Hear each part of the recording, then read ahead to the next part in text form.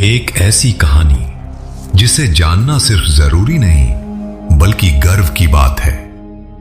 ये कहानी है उस समय की जब दक्षिण के एक योद्धा की तलवार से बड़े बड़े राजवंश सिंहासन कांप रहे थे। ये सिर्फ एक राजवंश की कहानी नहीं, ये है लोहे, लहू और लौह इच्छा से रची गई महागाथा, जहां एक यदुवंशी यादव योद्धा ने इतिहास को फिर से गढ़ डाला।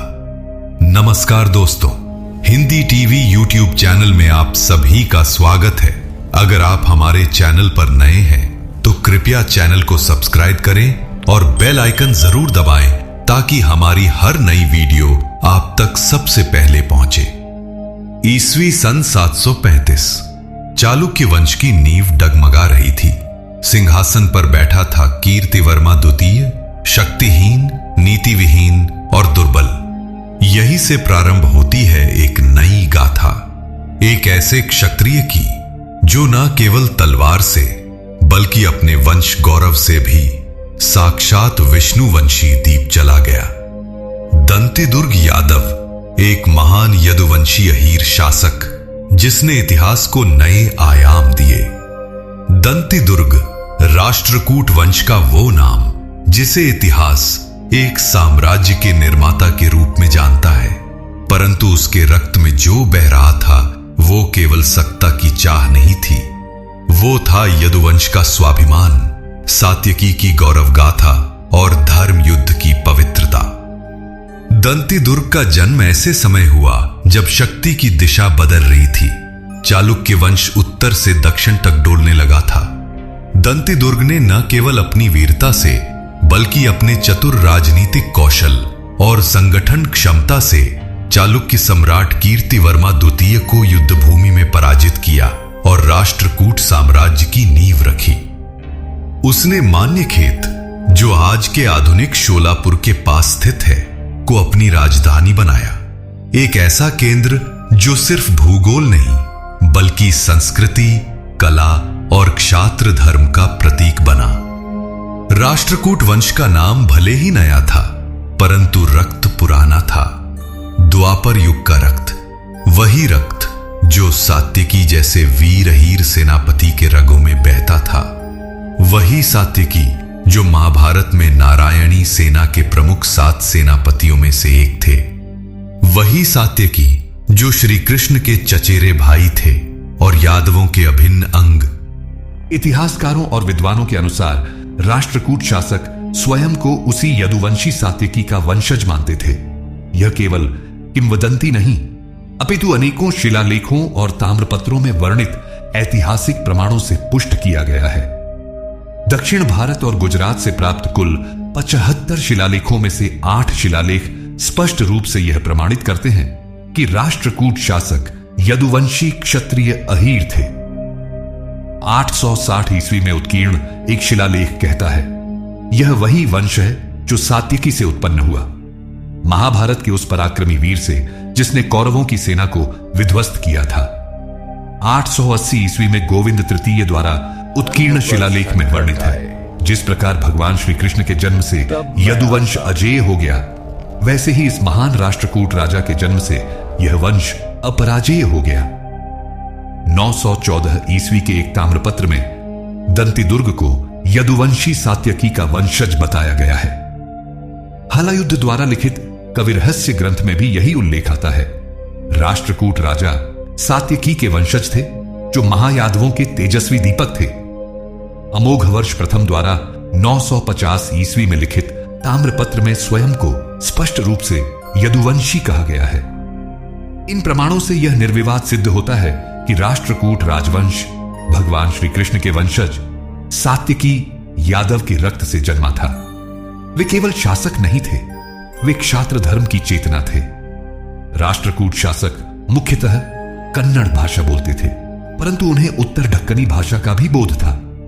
साम्राज्य भाषाओं की सीमाओं से ऊपर उठ चुका था।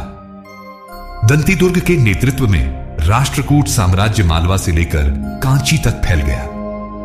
चालुक्य साम्राज्य को पराजित कर वे दक्षिण भारत की एक नई शक्ति बनकर उभरे। ढक्कन, दक्कन साम्राज्य उनके शासनकाल में भारत की दूसरी सबसे बड़ी राजनीतिक इकाई बन गया। साम्राज्य का विस्तार केवल भू राजनीति नहीं, अपितु सांस्कृतिक प्रभुत्व का भी प्रमाण था।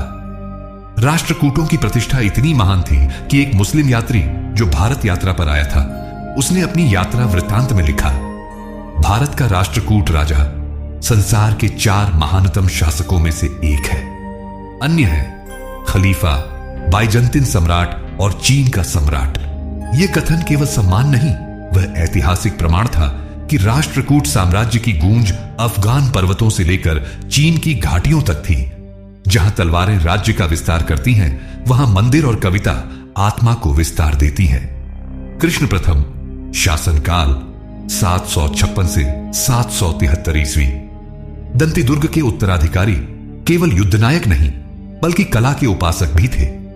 उन्होंने एलोरा में चट्टान को काटकर कैलाश मंदिर का निर्माण करवाया, एक ऐसी स्थापत्य कला जो आज भी चौंकाती है।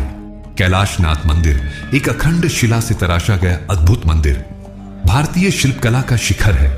उसमें छिपी हुई वास्तु तकनीक, देवताओं की मूर्तियां और कथाओं की छवियां राष्ट्रकूटों की दृष्टि को दर्शाती हैं।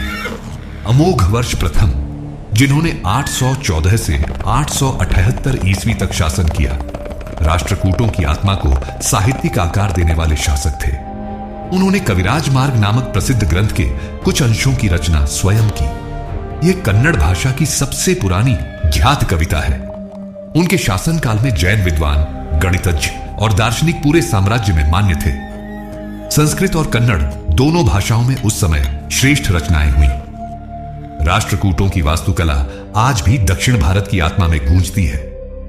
महाराष्ट्र की एलिफेंटा गुफाएं भगवान शिव की मूर्तिकला का अद्भुत उदाहरण, कर्नाटक के पतातकल, काशी विश्वनाथ मंदिर और जैन मंदिर जो आज यूनेस्को विश्व धरोहर स्थल हैं। इन सभी मंदिरों में राष्ट्रकूटों की द्रविड़ शैली, प्रभावशाली आकृति और सज्जा की उत्कृष्टता दिखती है। हर स्तंभ, हर तोरण एक कहानी कहता है, यदुवंश की अमर गाथा की। दंती दुर्ग की मृत्यु के बाद राष्ट्रकूट साम्राज्य पर एक बड़ी मुसीबत आई। जैसे ही दंती दुर्ग की मृत्यु की खबर चारों दिशाओं में फैलती है, राष्ट्रकूट साम्राज्य पर अंधकार की परछाइयां मंडराने लगती हैं। चारों ओर से दुश्मनों की सेनाएं उमड़ पड़ती हैं। राष्ट्रकूट यादव साम्राज्य को मिटाने, सिंहासन को हड़पने और उस स्वर्ण साम्राज्य को धूल में मिलाने।